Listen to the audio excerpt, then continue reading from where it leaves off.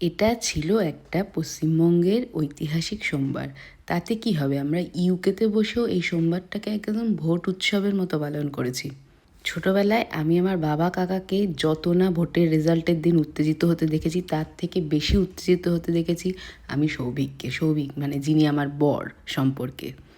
ভাই, রাত্রি 2:30, ইন্ডিয়াতে তখন হয়তো 7টা বাজে সকাল। রাত্রি 2:30টার সময় আমি শুনতে পাচ্ছি যে আওয়াজ হচ্ছে। এসে দেখছি যে ফোনে এবিপি নিউজ চলছে আর সে সোফায় শুয়ে রয়েছে আর চোখ ঢুলুঢুলু। আমি বলছি ঘুমিয়ে পড়ো, সকালে উঠে রেজাল্ট শুনতে পাবে। বলছে না, চোখের পাতা এক করা যাবে না। চোখের পাতা এক করলে যদি একটা লাইন সুমনের বেশি মিস হয়ে যায়, অসম্ভব অসম্ভব।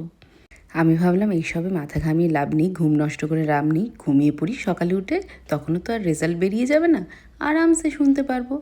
না, পরের দিন আবার এই সোমবার ছিল এদেশে ইউকেতে ব্যাঙ্ক হলিডে, যথারীতি স্কুল কলেজ অফিস সব ছুটি। পরের দিন তারাও নেই, ভেবেছি একটু বেশিক্ষণ ঘুমাবো। না, সৌভিক আমার সকাল 7:30 বাজেনি উঠিয়ে দিয়েছে, ওঠো ভোটের রেজাল্টটা দেখো। আমি বলছি রেজাল্ট বেরোয়নি তো এখনও, ইন্ডিয়াতে সবে 12টা কি 12:30 বাজে, এখনই তো রেজাল্ট বেরোয়নি। না না, ওঠো, খবরটা শোনো, খবরটা শোনো।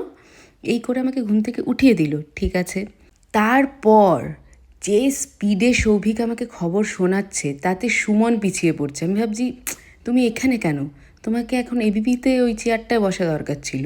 মানে সুমনের আগেও খবর পৌঁছে দিচ্ছে। মানে কী লেভেলের যাচ্ছিল উত্তেজনা, মানে চিন্তার বাইরে। আর যেহেতু সকাল সকাল ঘুম থেকে উঠে গেছি, একের পর এক রান্না শুরু হয়েছে আমার। বাবা, তারপরে এখানেই সৌভিক থেমে থাকতে পারিনি। দুপুরবেলায় খাওয়া দাওয়া শেষ করে মাল্টি কালারের সিমুই কোথা থেকে নিয়ে এসছে। ইউকেতে এই সমস্ত আমি তো ইন্ডিয়াতে দেখিনি। মানে সিমুই মাল্টি কালারের, ভালো কথা। সেটা নিয়ে এসে তার প্রস্তুতি চলছে। পায়েস, ভোট উৎসব, পায়েস না হলে কি সেটা শেষ হতে পারে? অসম্ভব। পায়েস ছাড়া বাঙালিদের কোনো শুভ কাজ শেষ হয় না। তো যাকে অনেক প্রচেষ্টার পর একটা সুন্দর পায়েস বানিয়েছে, যদিও সৌভিক পায়েস বানাতে এক্সপার্ট, তো সেই জন্য এই পায়েসের দায়িত্বটা ওকেই আমি দিই।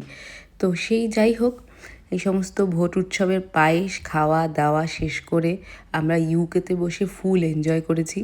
আর ভাগ্যিস এদের অফিস স্কুলটা ছুটি ছিল, নালে যে কি হতো ভগবান জানে। চলো, এক বাটি পায়েস নিয়ে বসে পড়েছি, যদিও আমি একা খাবো না, সবাই মিলে খাবে। তো যাই হোক, এইটুকুই আজকের গল্পটা থাকুক। আর এই ঐতিহাসিক দিনটা আমার সারা জীবন মনে থাকবে।